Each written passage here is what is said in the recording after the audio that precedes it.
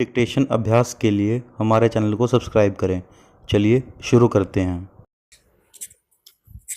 गति लेखन संख्या 48। GD based ready start. अध्यक्ष महोदय, मैं सदन का ध्यान इस ओर दिलाना चाहता हूं कि जहां तक शिक्षा का संबंध है, इस बजट में उसके लिए कोई विशेष प्रावधान नहीं किया गया है। पूर्ण विराम। मैं ऐसा भी नहीं चाहता हूं कि अधिक से अधिक स्कूल खोले जाएं। पूर्ण विराम। इससे मेरा तात्पर्य यह है कि जितने भी स्कूल हैं, उनमें ही सभी तरह की सुविधाएं होनी चाहिए। पूर्ण विराम। समय के अनुसार जो परिवर्तन होते रहते हैं, उनकी और भी हमें अवश्य ध्यान देना चाहिए। पूर्ण विराम।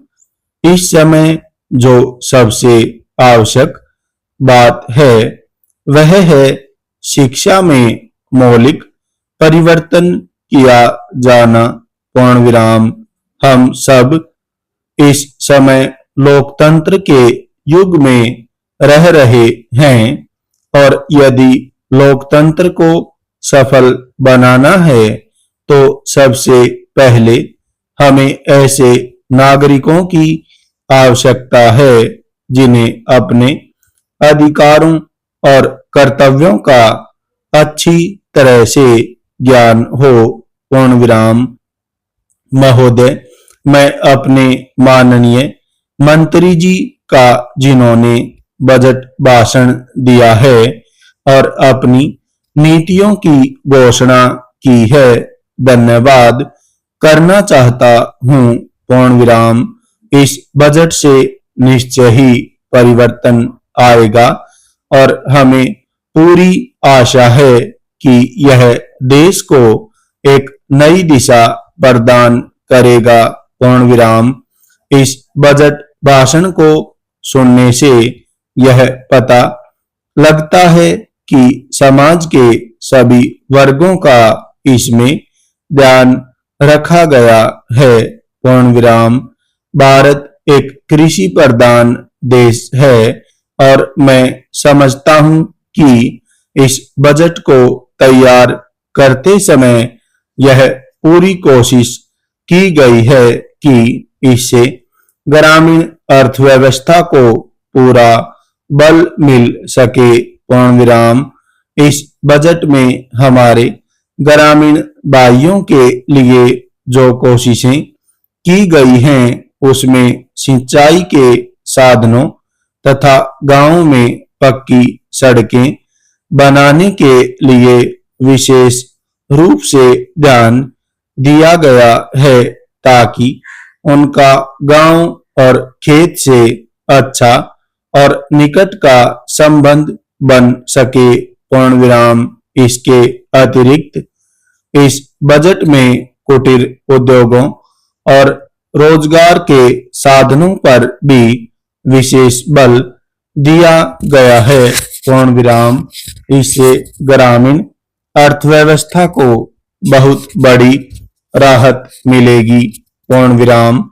महोदय, इस अवसर पर मैं आपका ध्यान एक बात की ओर आकर्षित करना चाहता हूं। पूर्ण विराम। बहुत से हमारे भाइयों ने कहा है कि वे अपने क्षेत्र की सफाई आदि के कामों में सहयोग ही देंगे। पूर्ण विराम। मैं इससे अच्छी तरह परिचित हूं कि राजनीतिक दल स्वास्थ्य के विषय में ध्यान रखते हैं, क्योंकि यह एक बहुत ही आवश्यक काम है। पूर्ण विराम। इसमें राजनीति का कोई रंग नहीं आना चाहिए, ऐसी मेरी आशा है।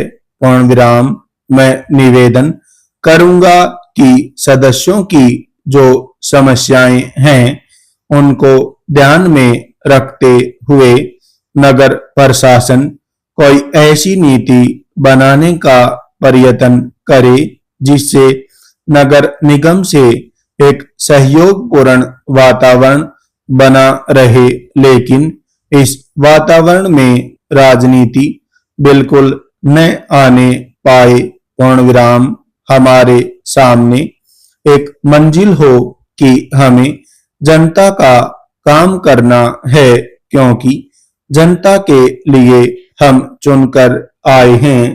पूर्ण विराम इसमें किसी दल का कोई पर्सन नहीं होना चाहिए। पूर्ण विराम एक और बात की और मैं सदन का ध्यान आकृष्ट करना चाहता हूं। पूर्ण विराम बेसहारा महिलाओं के लिए भी इस बजट में प्रावधान किया जाना चाहिए। पूर्ण विराम उनको आर्थिक रूप से स्वतंत्रता प्राप्त हो। पूर्ण विराम स्टॉप।